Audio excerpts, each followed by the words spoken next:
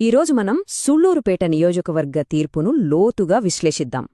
ఇది కేవలం ఒక ఎన్నికల ఫలితం కాదు. ఇది ప్రజల ఆకాంక్షలకు, పాలనకు మధ్య ఉన్న సంబంధాన్ని తెలియజేసే ఒక కేస్ స్టడీ. అస్సలు ఇంత పెద్ద మార్పు ఎందుకొచ్చింది? ఈ తీర్పు వెనుక ఉన్న సంకేతాలేమిటి? వాటిని అర్థం చేసుకునే ప్రయత్నం చేద్దాం.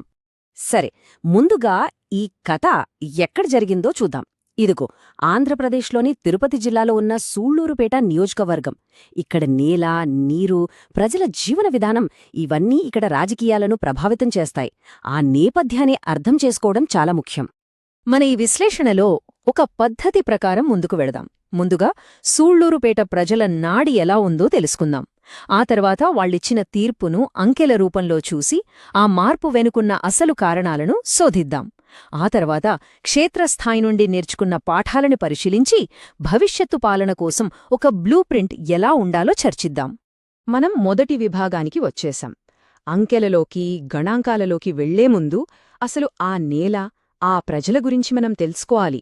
వారి సామాజిక, ఆర్థిక పరిస్థితులేంటి, వాళ్ల ఆశలు, ఆకాంక్షలేంటి, ఇవి తెలియకుండా ఏ రాజకీయ విశ్లేషణ సంపూర్ణం కాదు.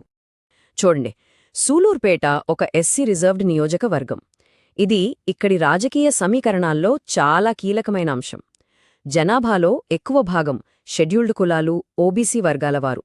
వారి జీవనాధారం ప్రధానంగా వ్యవసాయం, చేపల వేట, చిన్న చిన్న వ్యాపారాలపై ఆధారపడి ఉంటుంది. ఈ సామాజిక నిర్మాణమే అక్కడి రాజకీయాలను శాసిస్తుంది. ఇప్పుడు అసలు విషయానికి వద్దాం. ఎన్నికల ఫలితాలు, అంకెలు ఏం చెబుతున్నాయో చూద్దాం. గుర్తుంచుకోండి, ఇవి కేవలం అంకెలు కావు. ప్రజల 5 ఏళ్ల అనుభవానికి, వారి తీర్పుకు అక్షరరూపం.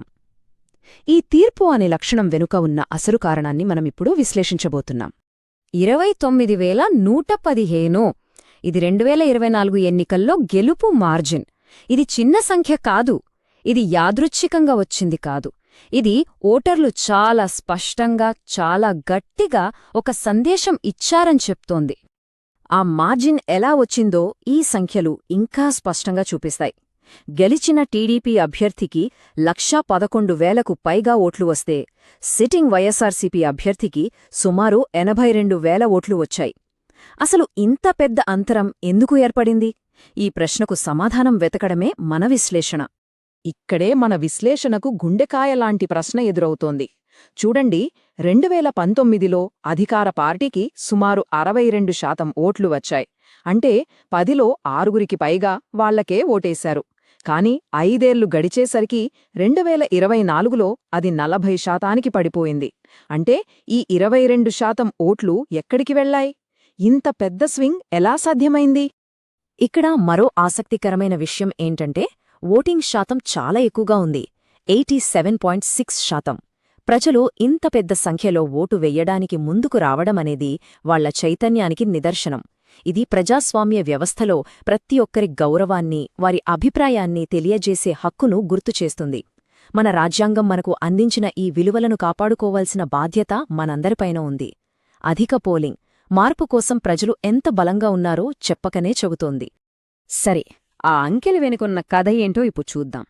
ఈ భారీ ఓట్ల మార్పుకు దారితీసిన వ్యవస్థాగత కారణాలేంటి? పైకి కనిపించే వాటి వెనుక లోతుగా పాతుకుపోయిన సమస్యలేమిటో ఇప్పుడు పరిశీలిద్దాం. మా విశ్లేషణలో బయటపడిన ఒక కీలకమైన అంశమిది. అధికార పార్టీ సొంత క్యాడర్ నుంచే తీవ్రమైన వ్యతిరేకత వచ్చింది. కార్యకర్తలు బహిరంగంగా నిరసనలు తెలిపారు. కొందరైతే ప్రచారానికే దూరంగా ఉంటామని చెప్పారు. క్యాడరంటే పార్టీకి పునాదిలాంటిది. ఆ పునాదే కదిలితే మొత్తం కట్టడం కూలిపోతుంది. ఇక్కడ అదే జరిగింది. అంటే ఇక్కడ ఓటమికి ఒకే ఒక కారణం లేదు.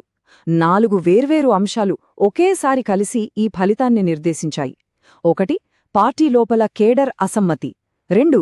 నీళ్లు, ఉద్యోగాలు లాంటి కనీస అవసరాలు తీరలేదనే భావనతో ప్రజల్లో వచ్చిన పాలనపై అలసట. 3. రాష్ట్రవ్యాప్తంగా వీచిన ప్రభుత్వ వ్యతిరేక గాలి. ఇక 4. వీటన్నిటికీ తోడు బలమైన ప్రత్యర్థి బరిలో ఉండటం. ఇక్కడ పాలనపై అలసట అంటే ఏంటో మనం సరిగ్గా అర్థం చేసుకోవాలి. సంక్షేమ పథకాల కింద దాదాపు 700 కోట్లకు పైగా ఖర్చు చేసినా ప్రజలు ఎందుకు వ్యతిరేకంగా ఓటేశారు?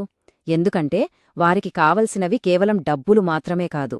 తాగునీరు, సాగునీరు, పిల్లలకు ఉద్యోగాలు, సరైన రోడ్లు ఇలాంటి మౌలిక సదుపాయాలు నెరవేరనప్పుడు కేవలం సంక్షేమం ఓట్లుగా మారదు. ఇదే సూలూరుపేట మనకు నేర్పుతున్న అతిపెద్ద పాఠం. ఈ సమస్య కేవలం సూళ్లూరుపేటకే పరిమితమా, లేక ఇది ఒక పెద్ద ట్రెండ్లో భాగమా? దీన్ని అర్థం చేసుకోవడానికి పక్క నియోజకవర్గంలో ఏం జరిగిందో కూడా ఒకసారి చూద్దాం. అప్పుడే మనకు పూర్తి చిత్రం అర్థమవుతుంది. చూడండి, పక్కనే ఉన్న గూడూర్లో కూడా దాదాపు ఇదే కథ. అక్కడ కూడా స్థానిక నాయకత్వాన్ని, కార్యకర్తల మనోభావాలను పట్టించుకోకపోవడం వల్ల ఇబ్బందులు ఎదురయ్యాయి.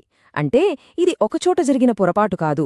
క్షేత్రస్థాయి వాస్తవాలతో, స్థానిక నాయకులతో సంబంధం తెగిపోయినప్పుడు ఫలితాలు ఇలాగే ఉంటాయని ఇది స్పష్టం చేస్తోంది. సరే, సమస్యను విశ్లేషించాం, కారణాలు కనుక్కున్నాం. ఇప్పుడు పరిష్కారం వైపు చూద్దాం. కేవలం విమర్శించడం కాదు, నిర్మాణాత్మకమైన మార్గాన్ని చూపించడం కూడా ముఖ్యం. కోల్పోయిన నమ్మకాన్ని తిరిగి ఎలా సంపాదించాలి, దానికొక స్పష్టమైన బ్లూప్రింట్ అవసరం. పునాదుల నుండి పార్టీని తిరిగి నిర్మించడానికి ఒక 3 దశల ప్రణాళిక ఇది. మొదటిది, నాయకత్వ సమస్యను పరిష్కరించాలి, అంతర్గత విభేదాలను సరిదిద్దాలి.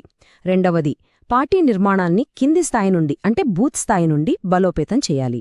మూడవది, ప్రజల వద్దకు వెళ్లి వారి సమస్యలను నేరుగా విని అక్కడికక్కడే పరిష్కరించే వ్యవస్థను ఏర్పాటు చేయాలి.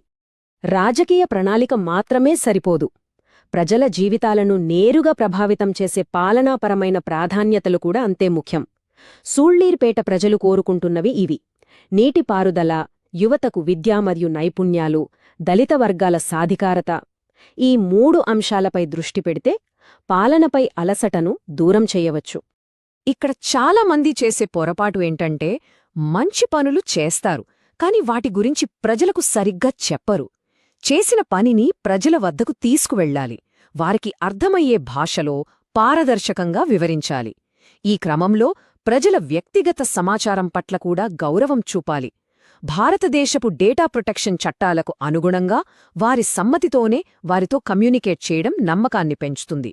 సరైన కమ్యూనికేషన్ లేకపోతే చేసిన మంచి కూడా వృధా అవుతుంది. ఇక మనం ముగింపుకు వస్తున్నాం. ఈ మొత్తం విశ్లేషణ మనకు నేర్పుతున్న చివరి పాఠమేంటి? ఇది కేవలం సూళ్లూరుపేట కథ కాదు. మన ప్రజాస్వామ్య వ్యవస్థకు, ప్రజలను పాలించే ప్రతి నాయకుడికి సంబంధించిన ఒక ముఖ్యమైన గుణపాఠం. ఒక్కసారి ఆలోచించండి. 62% బలమైన మెజారిటీ కేవలం 5 ఏళ్లలో పూర్తిగా తలక్రిందులు కాగలిగితే అది సంక్షేమ పథకాలకు, నిజమైన అభివృద్ధికి మధ్య ఉన్న సంబంధం గురించి మనకు ఏం చెబుతోంది? సంక్షేమం అవసరమే, కాని అదే సర్వస్వం కాదు. ప్రజల ప్రాథమిక అవసరాలను, వారి ఆత్మగౌరవాన్ని, వారి ఆకాంక్షలను విస్మరించినప్పుడు ఎంత పెద్ద మెజారిటీ అయినా నిలబడదని సూళ్లూరుపేట స్పష్టంగా చూపిస్తోంది. ఇదే ఇక్కడ నుండి మనం గ్రహించాల్సిన అతి ముఖ్యమైన గుణపాఠం. మీరు కూడా ప్రజలను కేంద్రంగా చేసుకుని మీ నియోజకవర్గాన్ని అభివృద్ధి పథంలో నడిపించాలనుకుంటే blueprintstrategies.ai ని సంప్రదించండి. mgr@blueprintstrategies.ai కి ఈమెయిల్ చేయండి, లేదా 008042041602 నంబర్కు కాల్ చేయండి. రాజకీయాలకు అతీతమైన లక్ష్యం.